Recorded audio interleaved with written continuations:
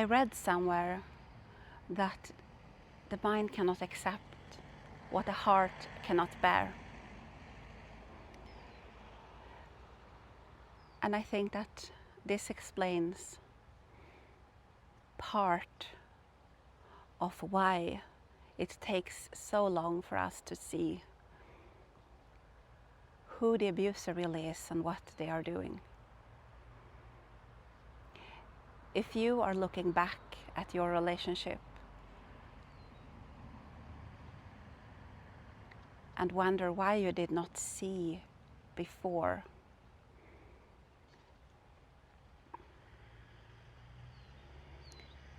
I want you to know that even though in hindsight, the pieces, once you have put all the pieces of the puzzle together, it is a picture that you can see. Even in hindsight, it is much easier to see that picture.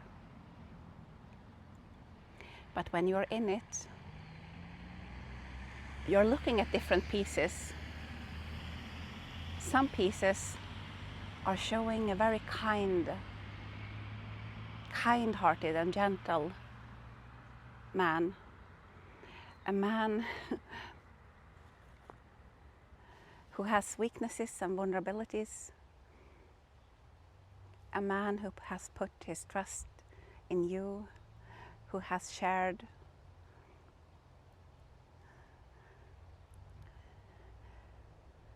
who has opened his heart to you and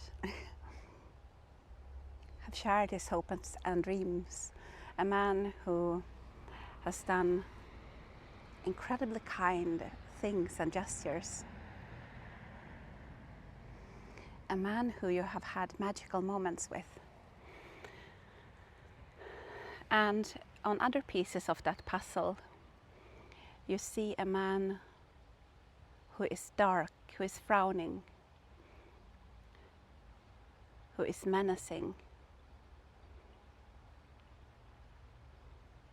who has hurt you in ways that no one else have.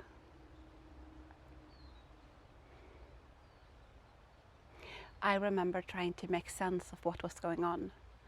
And I remember writing in my journal, he has done all of these things that are unthinkable, very hurtful.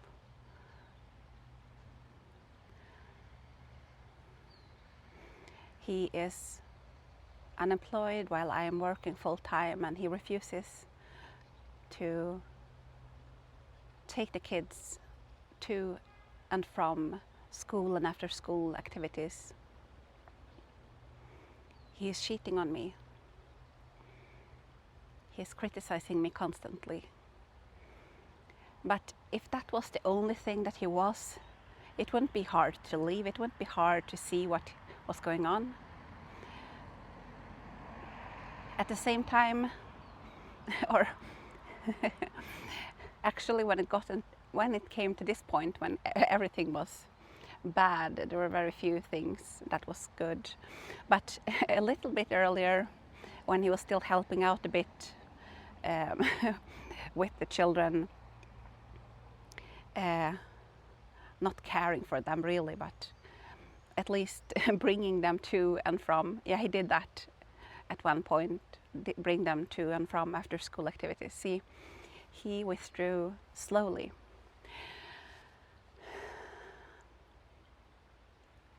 But he was still the same man who had supported me during my studies when I went to medical school.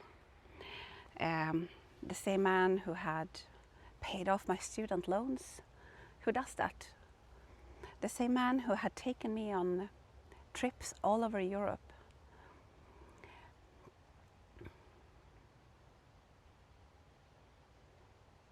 The same man who would hug me and pull me really close to him.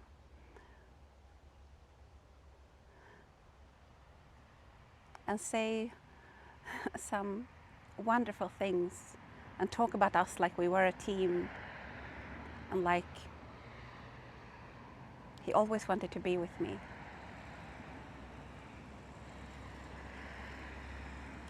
That picture, it usually becomes clearer as time goes by. But it is not all bad and it is not all good. And these individuals, these men, they have almost a sixth sense when it comes to knowing when you are close to seeing what is really going on. And then you will find more nice pieces. You're not supposed to figure the puzzle out. But once you do, you will see a person who is two-faced, or rather, a person with multiple faces. They are using the kind act, the kind face, the kind behavior to draw you closer, to get you to agree, to get you to invest in them. But it's all about them. It's all about what they want. If they want you close, or if they want you invested. It's never about making you feel good because they love you. The cruel and harsh behavior is also calculated. It is not true that abusers completely lose control over what they are doing. Lonnie Bancroft writes in his book, Why Does He Do That?, where he shares about his over 3 decades of experience with abusive men, interviewing them and working with them, trying to rehabilitate them. And he says that even the anger outbursts, they are controlled. They have decided how far they will take it, and they allow themselves to lose control.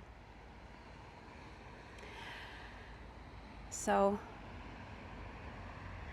who are they really? Most of their behavior is calculated. They are very self-centered and low in empathy. And their real personality may never have been truly developed. And they're not able to have a real and true connection, a real friendship or partnership. It is painful to accept. It is a big burden on the heart. It is grief that will take sometimes years to process completely. And it is also that pain of being betrayed, not being tricked.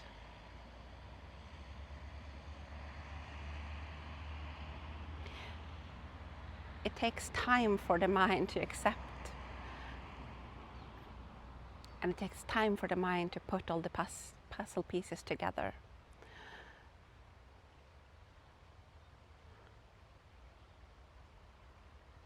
But eventually, many of us come to this conclusion, and in a way it is freeing.